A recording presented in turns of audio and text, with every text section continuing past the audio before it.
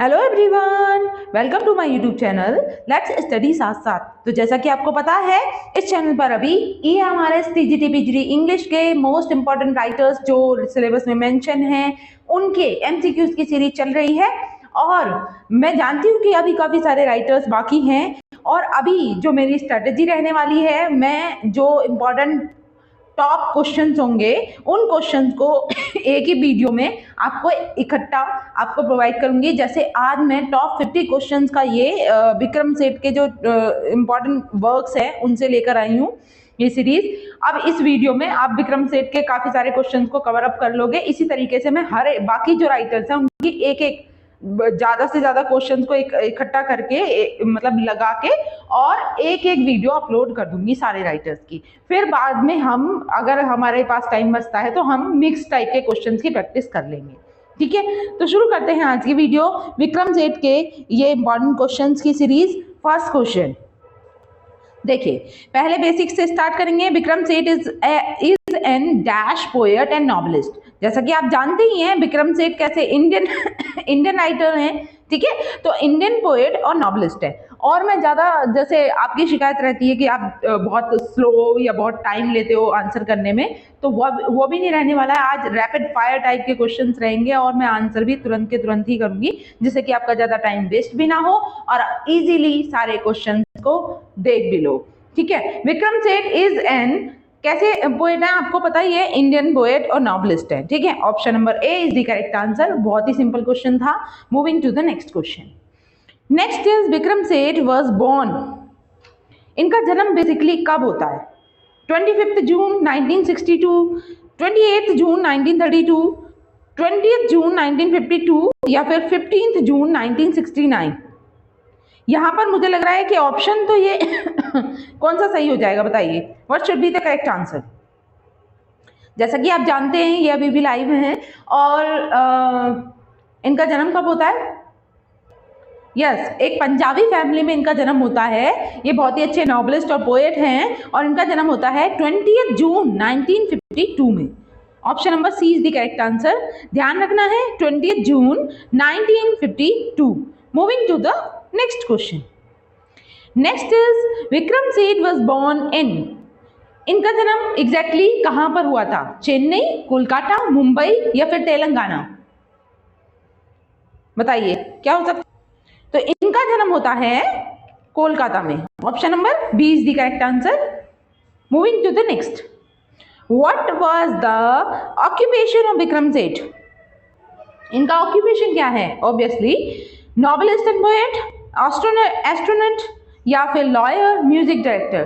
तो आप easily answer कर सकते हो, जैसा कि हमने स्टार्टिंग में ही देखा, he is a great novelist and poet. Moving to the next question number 5 is Vikram Seth's mother was the first female जज ऑफ द। देखिए यहां पे कहा गया है Vikram Seth's mother was the first female जज ऑफ द। तो पहली फीमेल जज थी कहां की? Kolkata high court, Delhi high court, Mumbai high court या फिर झारखंड हाई कोर्ट? कौन से हाई कोर्ट की पहली फीमेल जज थी विक्रम सेठ की मदर? यस, इंपॉर्टेंट क्वेश्चन है, ध्यान रखना है, दिल्ली हाई कोर्ट। ठीक है, option number B is the correct answer. Delhi high court की वो फर्स्ट फीमेल जज थी। क्वेश्चन नंबर 6 इज विक्रम सेठ स्टडीड इन। इनकी स्टडी कहां पर हुई? The Calcutta boys school, Doon school या फिर Saint Xavier school, Delhi public school? तो इंडिया में इनकी स्टडी कहां पर होती है?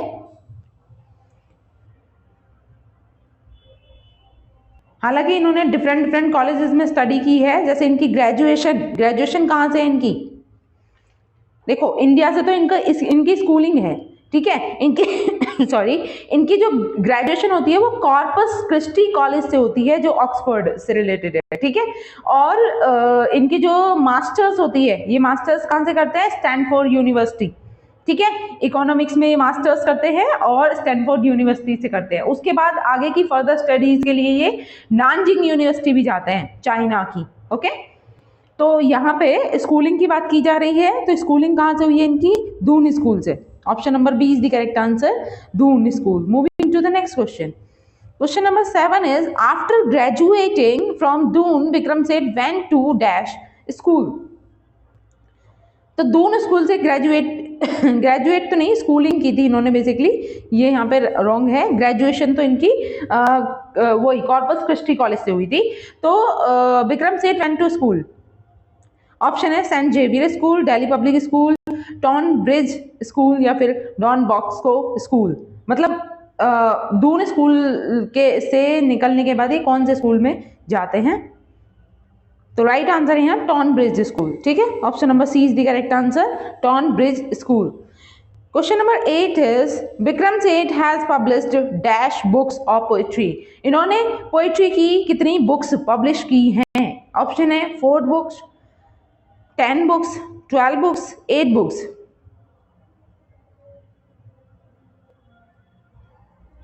यस, यहां पर जो राइट आंसर है वो है 8 books of poetry. Next is question number 9, Vikram Seth has published dash novels. इन्होंने टोटल कितने नॉवेल्स पब्लिश किए? 3, 9, 12, 14।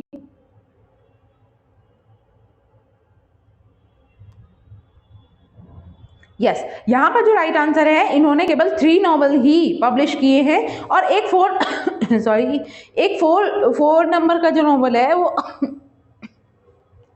अपकमिंग है।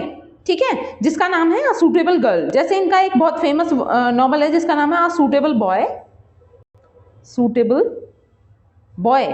तो उसी सीरीज में ये अपकमिंग नॉवेल भी है इनका एक, जो अभी तक पब्लिश नहीं हुआ है, उसका नाम है सूटेबल गर्ल। ठीक है, तो अभी पब्लिश जो हुए हैं वो 3 हैं। ठीक, moving to the next question.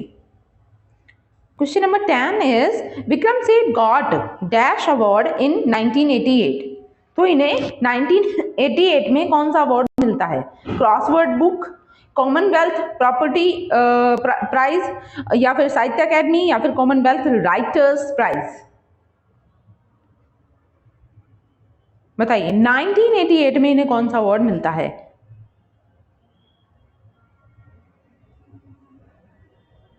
सोचिए, आंसर कीजिए।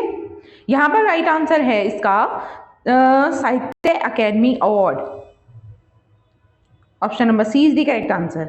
Next is Vikram Seth got award dash award for a suitable boy. तो अ सूटेबल बॉय जो इनका वर्क था, इसके लिए इन्हें कौन सा अवार्ड मिला था? यहाँ पर पूछा जा रहा है अ सूटेबल बॉय के लिए इन्हें कौन सा अवार्ड दिया गया था या मिला था?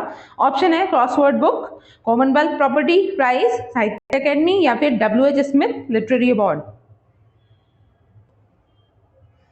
यस, सोचिए, आंसर कीजिए। आई होप अभी आपको मेरी स्पीड ठीक लग रही होगी रिकॉर्डिंग की।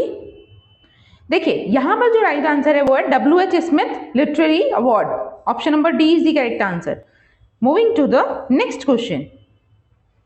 12 is Vikram Seth got dash in 2005 और 2005 में इन्हें कौन सा अवार्ड मिलता है विक्रम सेठ को?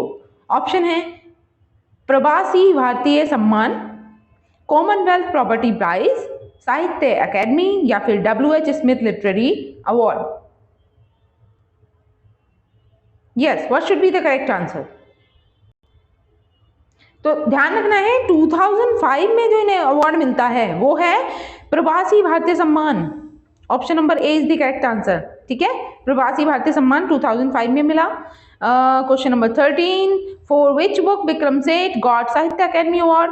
बहुत ही सिंपल क्वेश्चन। जैसे कि आपको पता है साहित्य अकेडमी अवार्ड इन्हें मिला है 1988 में।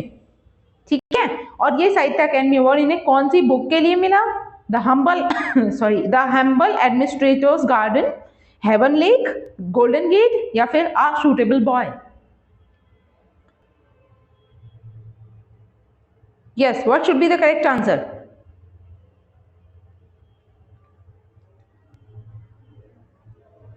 Correct answer is the golden gate। ठीक है, इसके लिए इन्हें ये अवार्ड दिया गया था, Sahitya Akademi award. Moving to the next. 14 is who is the writer of the book A Suitable Boy? लो, कितना सिंपल क्वेश्चन है। A Suitable Boy के राइटर कौन है? ये तो हम कर ही चुके हैं, Vikram Seth. Moving to the next. 15 is who wrote Class 9 Kathmandu? Kathmandu. Option है रविन्द्रनाथ टैगोर, एपीजे अब्दुल कलाम, विक्रम सेठ या फिर अपूर्वा घोष। यस, काठमांडू क्लास 9 की, ये है विक्रम सेठ के द्वारा लिखी गई। Option number C is the correct answer. Moving to the next question. 16 is from which university did he pursue PhD in economics? Masters किया था इन्होंने इकोनॉमिक्स में और उसमें परस्यू की पीएचडी कौन सी यूनिवर्सिटी से? Stanford university, Cambridge university, Harvard या फिर ऑक्सफोर्ड। यस,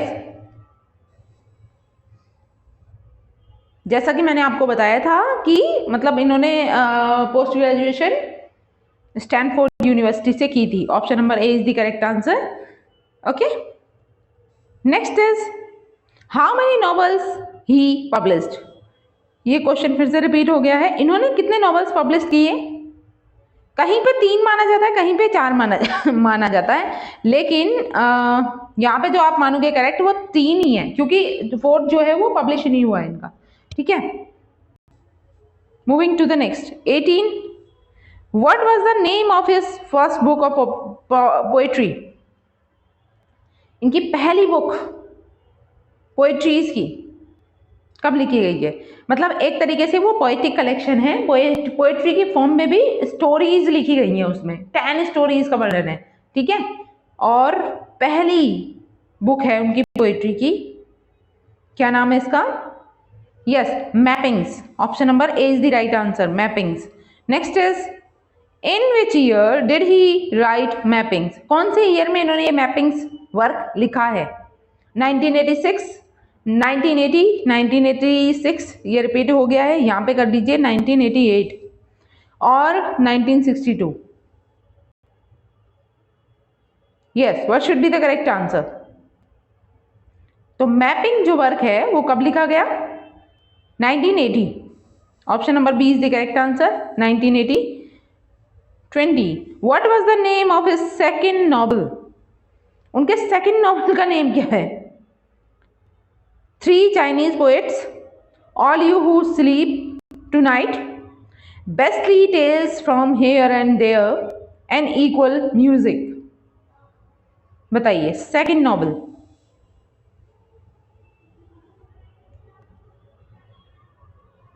यस, सोचिए, आंसर कीजिए। An equal music. Option number D is the correct answer, an equal music. Next is 21 when did he write children's book Beastly Tales from Here and There। ये इन्होंने children's book लिखी Beastly Tale from Here and There, ये कब लिखी थी? 1992, 1996, 1998 या फिर 2000। Yes, सोचिए, आंसर कीजिए।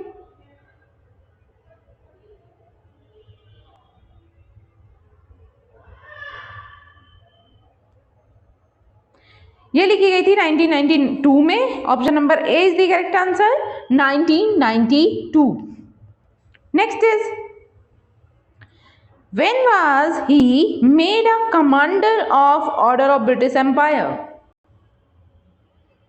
कब इन्हें ऑर्डर ऑफ ब्रिटिश एम्पायर का कमांडर बनाया गया था? 2004, 2003, 2002, 2001।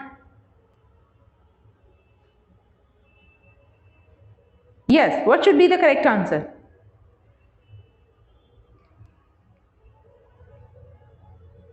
Correct answer is 2001. Option number D is the right answer.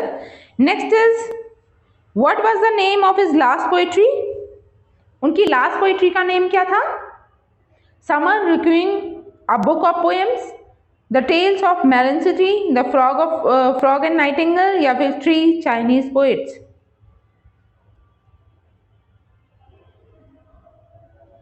Yes, Vikram Seth की लास्ट पोइट्री का name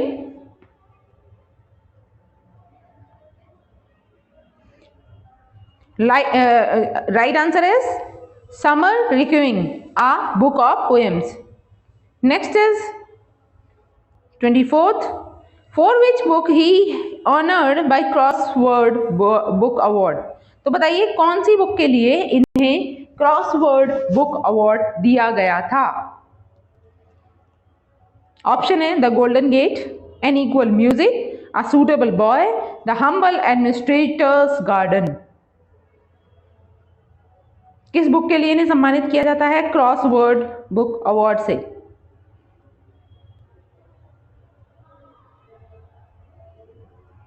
yes, what should be the correct answer?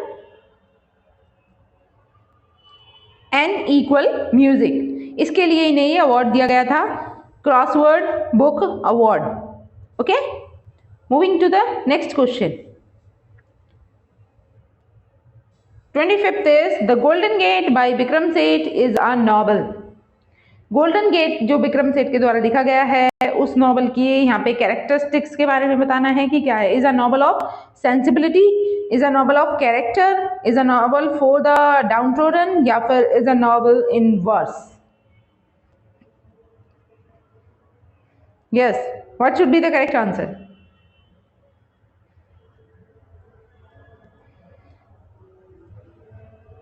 यहां पर जो राइट आंसर है वो क्या है? हालांकि गोल्डन गेट जो है वो एक नॉवल है, लेकिन इसको एक वर्स फॉर्म में लिखा गया है, स्टैंजा की फॉर्म में लिखा गया है, ठीक है, सोनेट फॉर्म में। Okay, right answer is in verse, ठीक है, novel in verse. Next is 26th, the author of the book a suitable boy is. तो राइट आंसर क्या हो जाएगा? आ सूटेबल बॉय के ऑथर कौन है? Vikram Seth. Option number B is the correct answer. Next is a suitable boy was published in which year. अब ये जो वर्क है ये कौन से ईयर में पब्लिश होता है?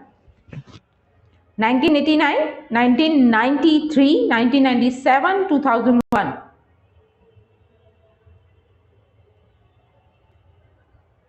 यस, सोचिए, आंसर कीजिए। कौन से ईयर में ये पब्लिश होता है a suitable boy?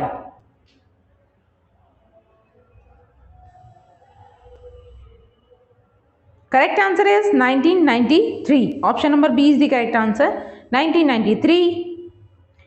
Next is 28, which of the following is not a work by Vikram Seth. इनमें से कौन सा वर्क विक्रम सेठ के द्वारा नहीं लिखा गया है? ऑप्शंस हैं the golden gate, a suitable boy, midnight children, two lives. Yes, सोचिए, आंसर कीजिए।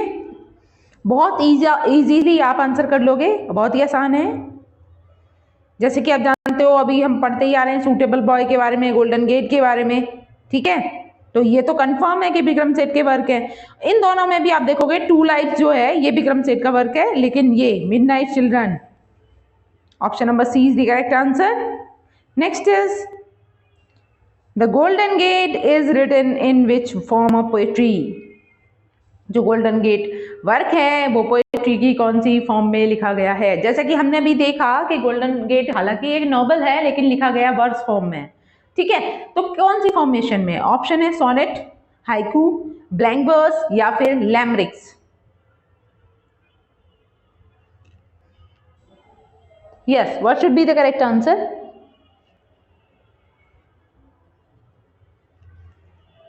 Correct answer is sonnet. Option number A is the correct answer, sonnet. Next is 30, what is the name of Vikram Seth's travelogue which covers his journey across China? तो विक्रम सेठ के उस travelogue का name बताना है जिसमें उन्होंने जो चाइना की जर्नी की थी ना अपनी, उसके बारे में वर्णन किया है। ऑप्शन है from heaven lake, a suitable boy, an equal music, या फिर गोल्डन गेट।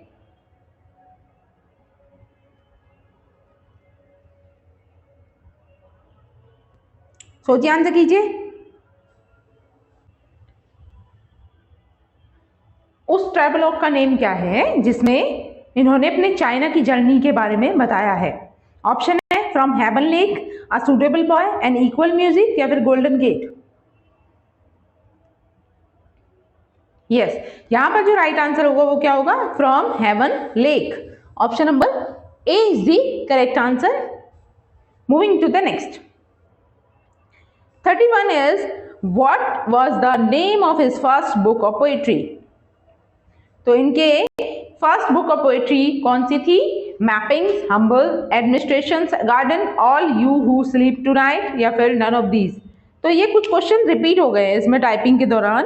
तो ये अभी हमने किया ही था कि जो मैंने बताया था कि 10 स्टोरीज, ठीक है, इसमें 10 स्टोरीज का वर्णन है और इसका नाम है mappings. Option number A is the correct answer. Next is Vikram Seth's first novel. बताइए विक्रम सेठ का पहला नॉवल कौन सा है? जैसे हमने देखा कि फर्स्ट इनकी पोएट्री बुक जो थी वो तो मैपिंग थी, लेकिन इनका पहला नॉवल कौन सा है? The golden gate, an equal music, beastly tale, या फिर अ सूटेबल गर्ल? यस, सोचिए, आंसर कीजिए।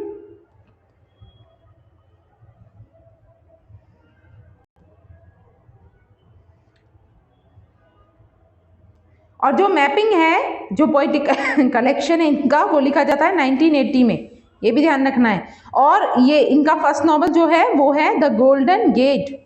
Option number A is the correct answer. और इसको लिखा जाता है 1986 में, ठीक है, जिसके लिए इन्हें साहित्य अकेडमी अवार्ड मिलता है।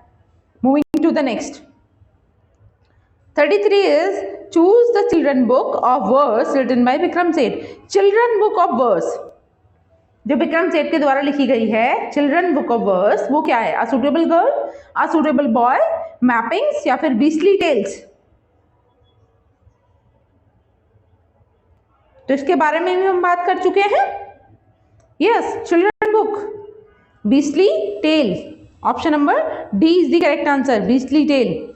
Moving to the next, 34 is how many stories has been included in the book beastly tales? तो बीस्टली टेल्स जो बुक है, जो चिल्ड्रन बुक है, इसमें कितनी स्टोरीज को इंक्लूड किया गया है? यस, इसके बारे में भी हम चर्चा कर ही चुके हैं। ऑप्शन है 15, 10, 20, 25। Correct answer is 10। Option number B is the right answer, 10।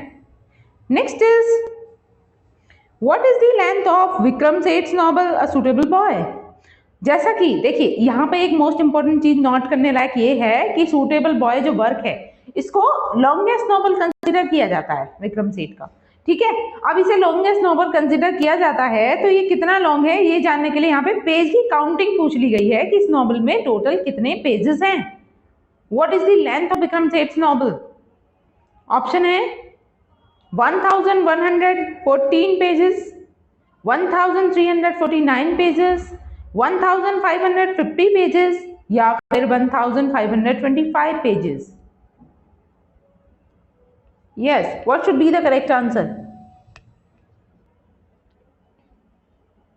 यहां पर जो राइट आंसर है वो है 1349 pages. Option number B is the correct answer, ठीक है। मूविंग टू द नेक्स्ट, देखिए 36 is the novel a suitable boy is famous for. ये जो नॉवल है ये किस लिए फेमस है? ऑप्शन है the longest novel of English ever written. English में मतलब अब तक जितने भी नॉवल लिखे गए हैं उनमें सबसे लॉन्गेस्ट। ऑप्शन नेक्स्ट है the longest single volume novel ever published in English, ठीक है। यहाँ पे नॉवल और लिखते हैं the longest single volume novel, ठीक है, ever published in English. Next है स्मॉलेस्ट इंग्लिश नॉवल एवर, ठीक है। इसमें 3 ही ऑप्शन गिवन है, इनमें से आपको देखकर बताना है। तो यहाँ पर जो राइट आंसर है जो मोस्ट सुटेबल है वो क्या है? The longest single volume ever published in English, ठीक है। Option number B is the correct answer. ध्यान रखना, सिंगल वॉल्यूम में पब्लिश, सबसे लंबा novel. Moving to the next, 37 is I have little doubt that Vikram Seth is already the best writer of his generation. This statement is made by. ये किसने कहा है विक्रम सेठ के विषय में? ऐसी कोटेशन भी अक्सर पूछ ली जाती हैं तो ध्यान रखनी है कुछ important. Options are Jonathan Yardley, Richard Jenkin, या फिर यूजीन रॉबिन्सन, या फिर Robinson Crusoe. Yes, what should be the correct answer? Statement को ध्यान से पढ़ना है। I have little doubt that Vikram Seth is already the best writer of his generation. किसने विक्रम सेठ की तारीफ करते हुए ये स्टेटमेंट दी है?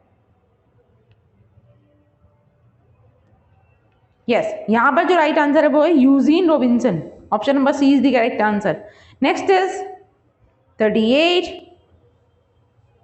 The poem Unclaimed is written in the form of. इनके एक पोएम है अनक्लेम्ड जिसका नाम है, वो किस फॉर्म में लिखी गई है? ऑप्शन है causal love, true love, casual love, true love, platonic love या फिर sensual love. Yes, what should be the correct answer?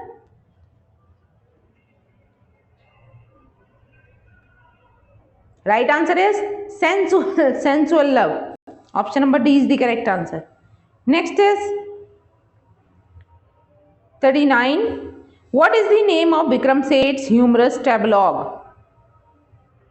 Vikram Seth के एक ह्यूमरस ट्रेवलॉग का नेम बताना है।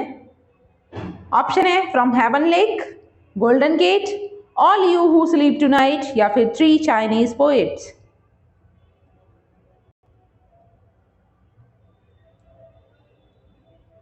क्या हो सकता है right answer?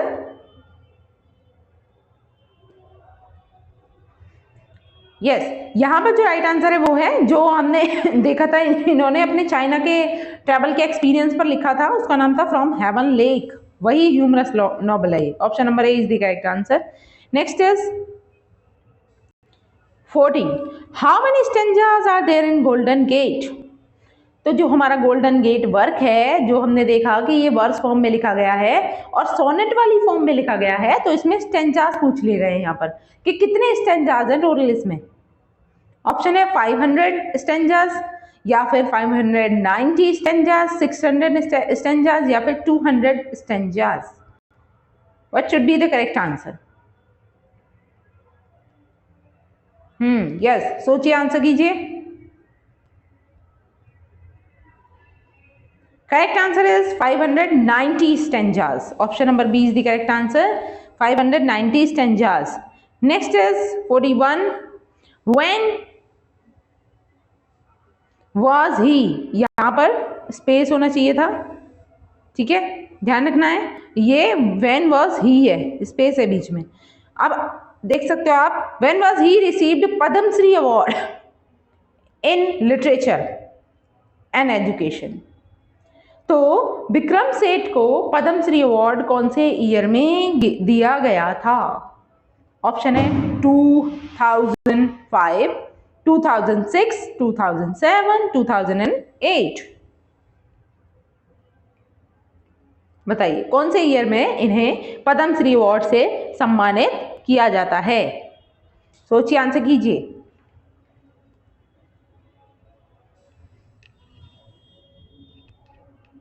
What should be the correct answer?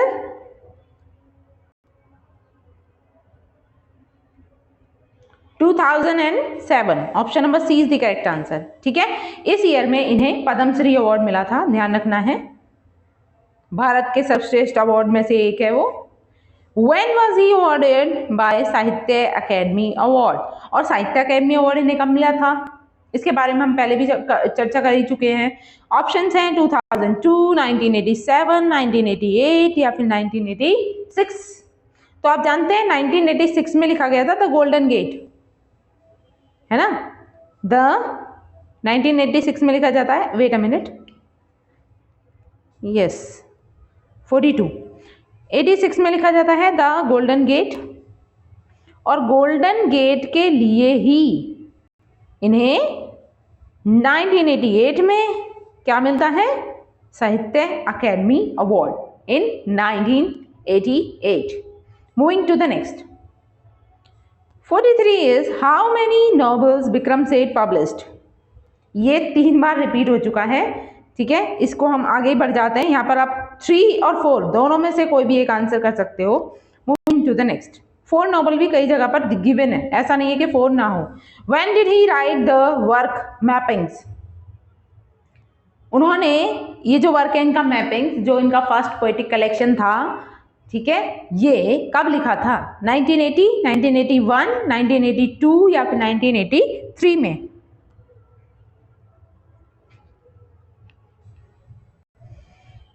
Yes, सोचिए, आंसर कीजिए। ये इन्होंने लिखा था 1980 में। ठीक है, option number A is the correct answer, 1980। Next is 45. When was Vikram Seth made a commander of the Order of Britain Empire? तो इन्हें ऑर्डर ऑफ ब्रिटेन एम्पायर का कमांडर कब बनाया गया था? This is also repeated question. 2001 में इनको बनाया गया था, ध्यान रखना है। Next is 46. What was the name of Vikram Seth's last poetry? Vikram Seth की लास्ट पोइट्री का नेम क्या था? The frog and the nightingale, a summer requiem, a book of poems या फिर the mappings, three Chinese poets? Yes, the correct answer is a summer requiem, a book of poems. Option number B is the correct answer. Next is 47. He got the crossword book award for which book? Crossword book award इन्हें कौन सी book के लिए दिया गया था? Option है a suitable boy, the golden gate, an equal music, the humble administrator's garden.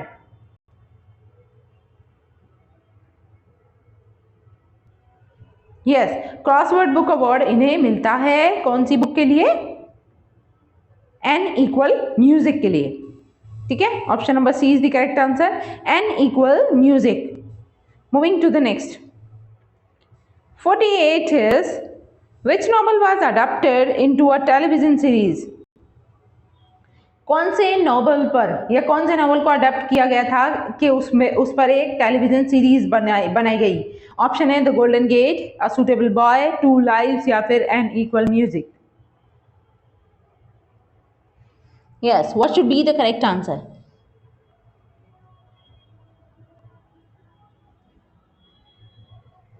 Correct answer is a suitable boy. Option number B is the correct answer.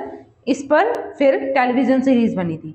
49 is what is the form of Vikram Seth's work two lives? तो two lives जो इनका work है वो किस genre में, किस form में लिखा गया है? Is it a poem, is it a novel, is it a memo या फिर sonnet?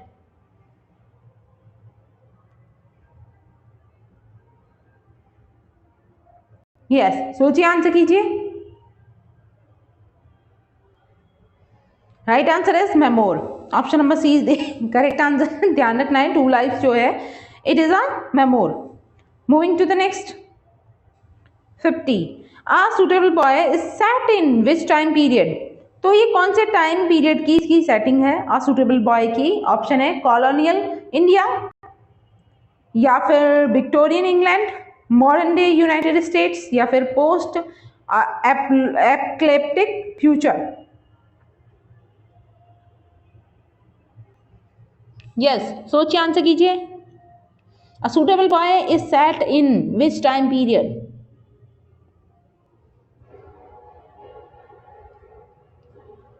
Correct answer is colonial India. ठीक है, option number A is the correct answer, colonial India. Okay then, आज के लिए हम इतना ही रखेंगे। आई होप मेरी ये वीडियो आपको अच्छी लगी होगी, और अगर वीडियो अच्छी लगी है तो प्लीज़ लाइक कीजिएगा और शेयर कीजिएगा ज़्यादा से ज़्यादा, और अपने सजेशंस, अपनी जो भी लाइकिंग डिसलाइकिंग है कमेंट बॉक्स में ज़रूर बताइएगा कैसी लगी ये वीडियो। और विक्रम सेठ पे मैं यही वीडियो रखने वाली हूँ। इसके बाद अभी बाकी के जो राइटर हैं उन पर भी एक एक वीडियो जो इंपॉर्टेंट क्वेश्चन है उनके कलेक्शंस की मैं अपलोड करने वाली हूँ जल्द से जल्द। ठीक है, जो सारे राइटर्स कवर अप हो पाए। ठीक है, मिलते हैं नेक्स्ट वीडियो में, तब तक के लिए thanks for watching, keep learning and keep supporting me. Thank you.